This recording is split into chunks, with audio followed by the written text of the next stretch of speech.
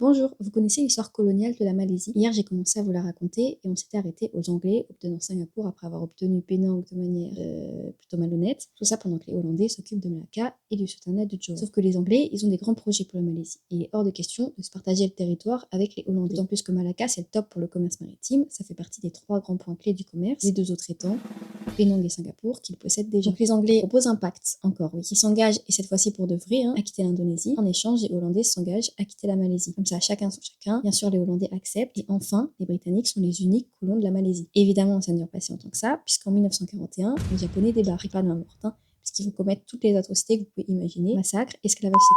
Bref, c'est une catastrophe. Heureusement, en 1945, le Japon capitule, la Malaisie est libérée. Non, absolument pas. Les Anglais reviennent, parce qu'apparemment tout le monde a décidé de ne pas les laisser respirer. Même si les Anglais reviennent, les choses sont différentes. Trop, c'est trop. Les Malais veulent leur indépendance. Bref, les années passent, et en 1957, la Fédération de Malaisie obtient son indépendance. Suivie par Singapour en 1963, qui décide de s'unir à la Fédération, qui s'en sépare 2 ans plus tard pour des différends politiques, et devient la cité-État que l'on connaît aujourd'hui. Voilà, maintenant vous connaissez l'histoire coloniale de la Malaisie. Si vous souhaitez en apprendre plus en me regardant dessiner, vous pouvez vous abonner à mon compte. Bye bye.